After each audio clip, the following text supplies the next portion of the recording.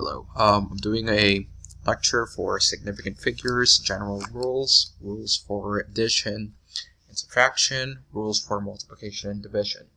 We're following the Harris textbook, and this is chapter 3. So let's get started. So there are 4 rules for significant figures. We're going to talk about that later, but let's talk about first what a significant figure is. Significant figure is the amount of digits required to write a certain value without losing its positions. Significant in here means that we're going to count that number. Okay. So below are the rules. So number 1, all non-zero digits are significant, meaning numbers from 1 through 9 is significant. So 1 is significant, so that will be counted.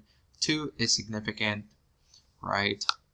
3 is significant, 4 is significant, 5 is significant, 6 is significant, 7 is significant, 8 is significant, and 9 is significant. Number 2, zeros to the left of first non-zero digits are never significant. So in this example right here, these zeros right here that are before the significant digits are not going to be counted. So what I would do is just get rid of this, and these 4 numbers right here are going to be counted.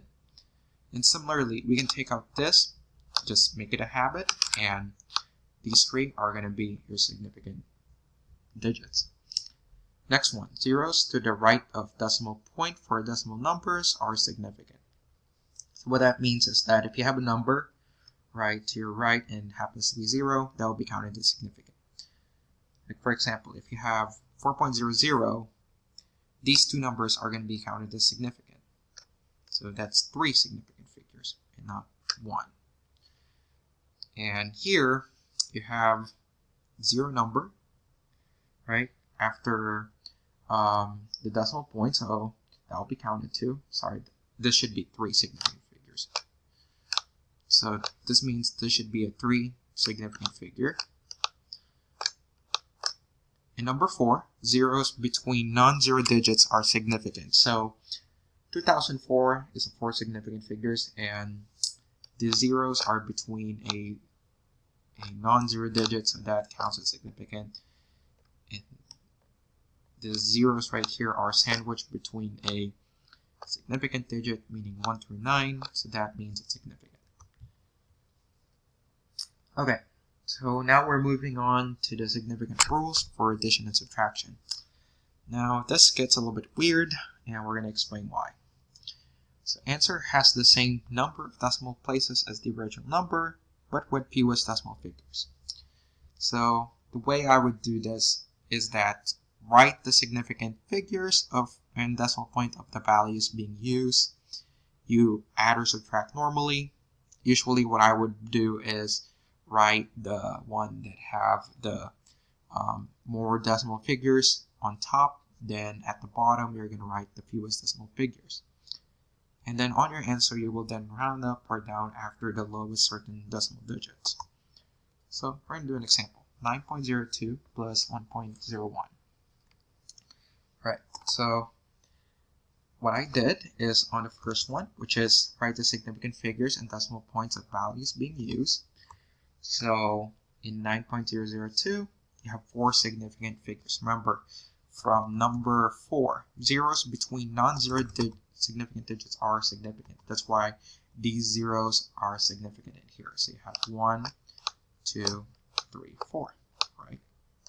And same thing in here. Well, this is actually rule number 3, where after a decimal point, and if you have a 0 right here, this will count as significant. So once again, that is 3 significant figures with 2 decimal points.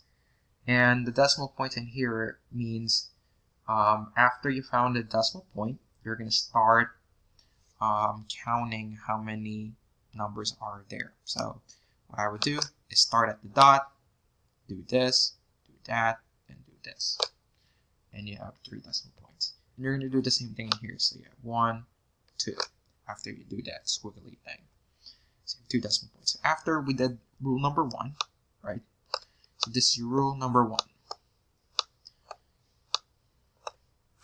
then we know that the answer must have 2 decimal places, because from rule 2, you're going to add or subtract.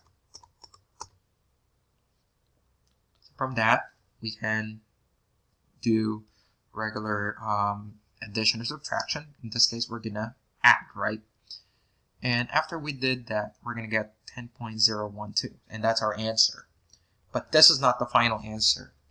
Remember, from here, we know that the answer must have 2 decimal points.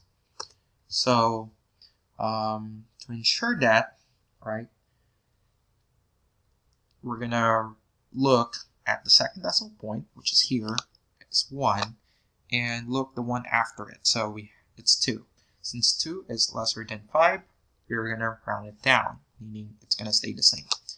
So it'll be 10.01 as your final answer. And I think it's on the next page.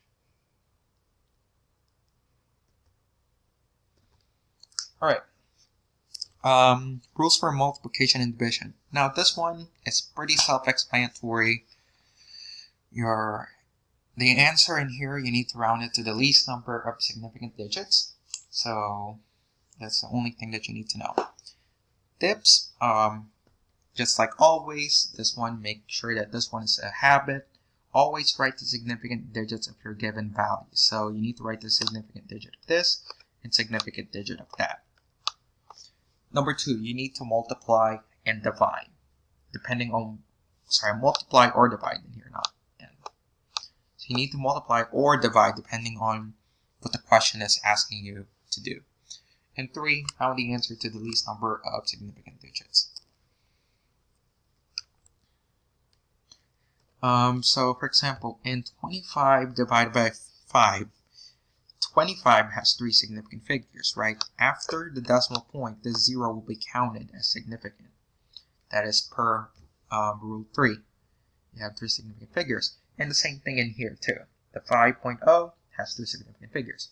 Now, based on here, it needs to be least number of significant digits. So it needs to be 2 significant figures. When we divided it, it's giving you 5.0. 5.0, as you see here, is 2 significant figures. Now, when you multiply this, you're going to get 125. And we know 125, since all non-zero digits are significant, it has 3 significant figures. But it needs to be rounded up or rounded down, right? The one next to 2, which is 5. And that will give you 130. And 130, as you know, has 2 significant figures, which is what we want. Right, so that's just the lesson.